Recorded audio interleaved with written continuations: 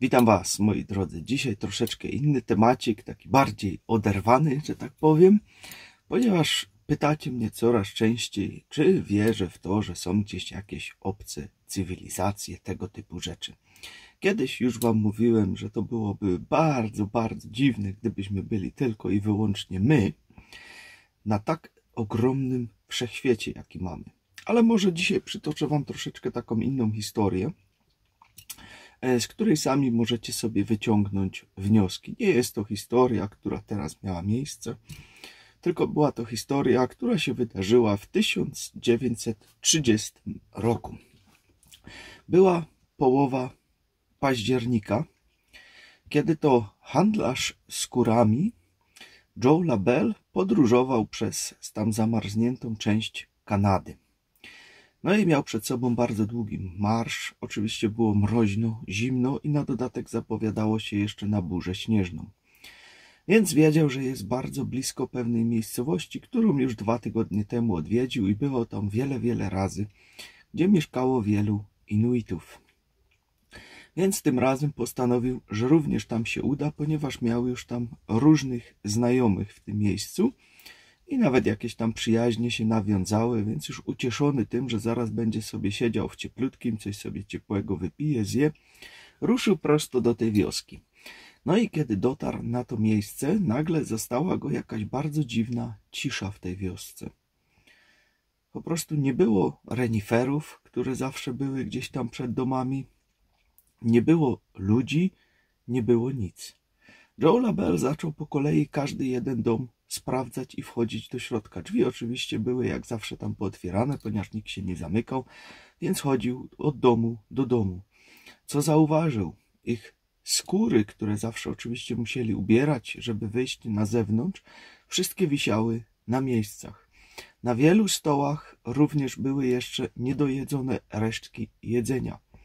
W piecach palił się ogień, na niektórych piecach stało jeszcze jedzenie, które się gotowało.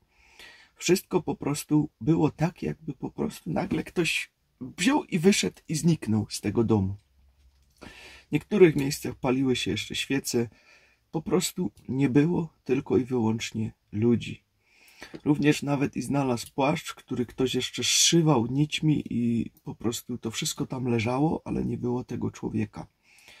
Joe LaBelle, bardzo przestraszony tym wszystkim, od razu postanowił ruszyć do następnej miejscowości, pomimo że już był bardzo zmarznięty i nadciągała jeszcze burza śnieżna, ale ruszył jak najszybciej właśnie tą następną miejscowość, gdzie stamtąd wezwał od razu pomoc przez telegraf i zawiadomił tutaj Canadian Mountain Police, ponieważ to była taka górska policja tam.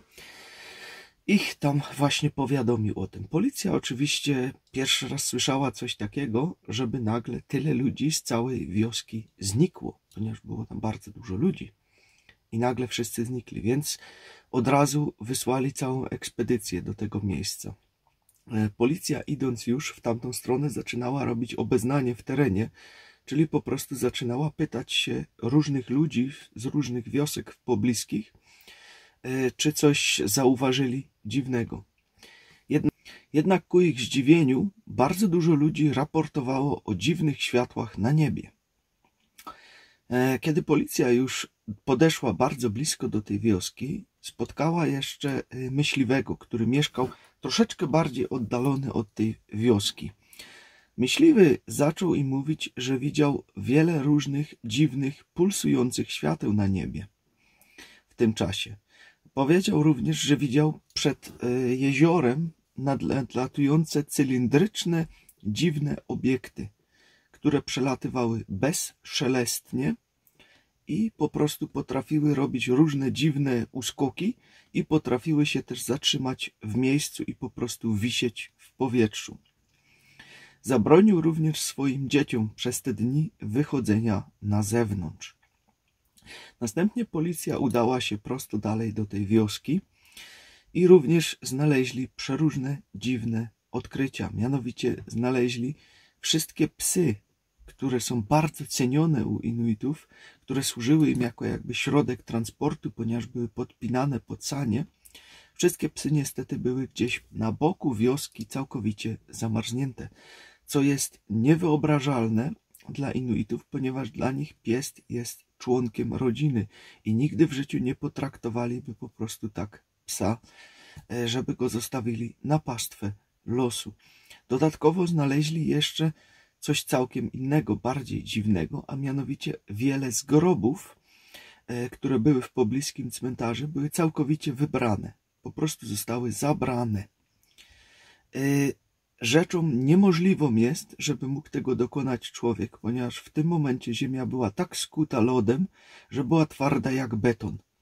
Na dodatek, jeżeli znamy jeszcze zwyczaje tej kultury Inuitów, to dla nich jest to coś niesamowitego, żeby po prostu zakłócać spokój zmarłych. To było dla nich całkowicie niemożliwe, żeby ktoś tam teraz wchodził i zakłócał tutaj spokój tym zmarłym. Jednak tutaj groby znikły, niektóre razem z nimi. Policja w swoim raporcie nie dała rady ustalić przyczyny, gdzie znikła taka duża liczba mieszkańców, którzy tam mieszkali, ponieważ nie wiedzieli, co jest. Jednak w swoim raporcie zawarli również to, że zauważyli na horyzoncie dziwne, pulsujące światła, które nie były naturalnymi światłami, które unosiły się na tej wiosce. Do dzisiejszego dnia wszyscy Inuici w promieniu 15 kilometrów omijają to miejsce. Nigdy już się tam żadna wioska nie osadziła. Także moi drodzy, tutaj macie historię z 1930 roku, gdzie nie było mowy jeszcze o fake newsach i tak dalej. Jest to potwierdzone raportem policyjnym, tym kanadyjskim, który tam był. Z tego wszystkiego, no cóż, miało miejsce bardzo dziwne zdarzenie. Co się stało z tymi ludźmi? To jest bardzo dobre pytanie, ponieważ ja przypuszczam, że prawdopodobnie zostali zabrani gdzieś i osadzeni gdzieś na innej planecie, co mogło mieć miejsce również w naszym przypadku, ponieważ wiele na to wskazuje, że my się do tej Ziemi nie nadajemy, problemy z kręgosłupem, tak, to jest za duża grawitacja dla nas, czyli powinniśmy pochodzić z planety o mniejszej grawitacji. Słońce, które nas potrafi przypalić, tak, czyli mogliśmy mieszkać na planecie, która była bardziej oddalona od Słońca. I takich przykładów jest wiele, wiele więcej. Kto zna temat, ten zna temat. Ja tutaj nie będę nic dalej dopowiadać. To już sobie sami możecie pomyśleć, co tam miało miejsce, ponieważ, tak jak mówiłem, 1930 rok. Wtedy takiej technologii jeszcze nie było, jaka teraz jest. Także tyle na dziś. Trzymajcie się. Hej!